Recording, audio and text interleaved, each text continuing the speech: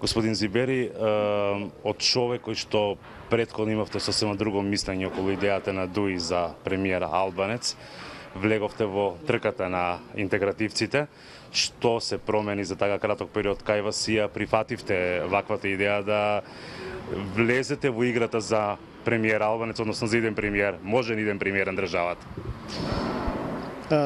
Најпрво да кажам дека јас сум надпартиски, непартиски кандидат, а поддржан и предложен од страна на Дуи.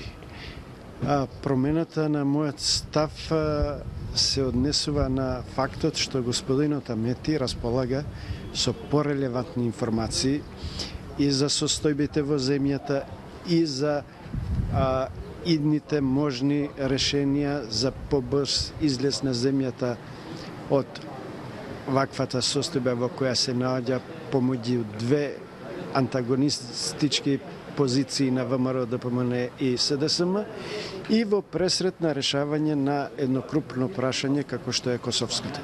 А што се промени за така краток период? Што го промени вашиот став за толку кратко и решивте да го прифатите предлогот на Ахмети? Мојот став никогаш не бил негативен кон прашањето.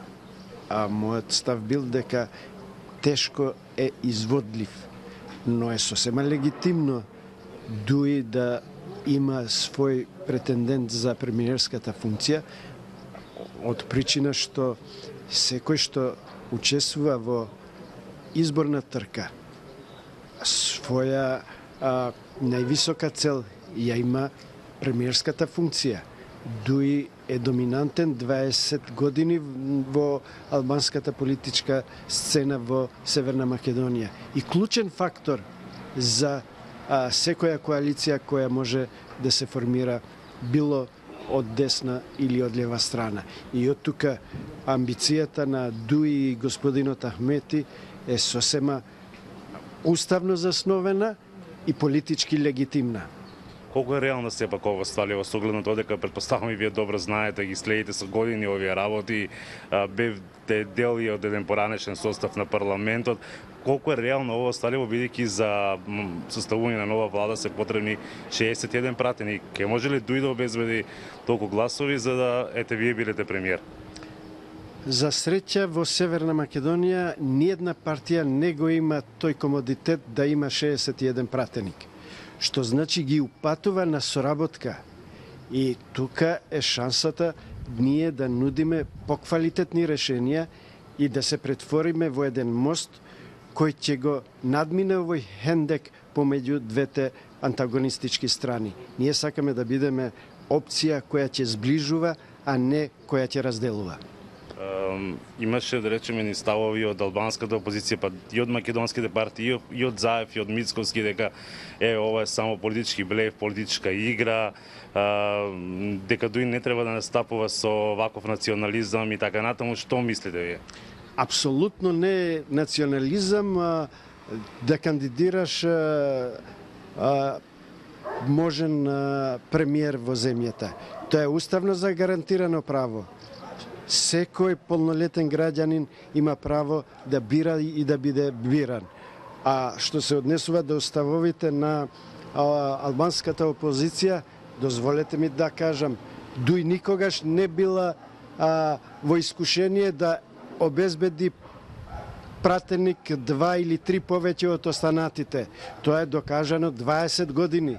Така да и овој пат не е намерата да се добие еден или повеќе мандати, туку да се вклучиме рамноправно во трката, да ја водиме владата на Северна Македонија во идниот период. Имаше големи реакции, господин Зибери, деновиве за вашите дел од вашата програма, за промена на химната, за задолжително изучување на албанскиот јазик од 5-то оделение. Можев денес да прочитам дека и предлагате 20% од министрите во владава, доколку вие ја предворите да бидете од диаспората. Не ли сметате дека во овој момент малку се тие пренагласени ставови во до себе, конкретно на овие првите околу химната и околу изучувањето на јазикот? Химната албанците во Северна Македонија секогаш ја спорат, бидејќи таа исклучува, а не интегрира. Ние сакаме да ги интегрираме граѓаните во земјата, да ја зацврстиме лојалноста кон оваа земја. И тоа само треба да ги радува нашите сограѓани македонци, а не да ги плаши. Се додека политичките амбиции наши се во рамките на уставот и системот, мислам дека тоа е добра порака и гаранција. Во однос на изучување на албанскиот јазик, јазикот на средината е интерес пред се на граѓаните македонци да се вклучат поуспешно во тековите на животот. И, впрочем, тој што знае јазик повеќе, вреди повеќе. И затоа јас апелирам и кај македонците да разберат дека ова не е на нивна штета, ова е во нивен интерес. Во однос на 20% на членови на влада од диаспората, тоа се однесува на сите коалициони партнери и тоа го нагласив. Ќе барам сите коалициони партнери да ги искористат потенцијалите од диаспората за да може да ги вклучиме во нашите решенија. Очекувате ли македонски гласови?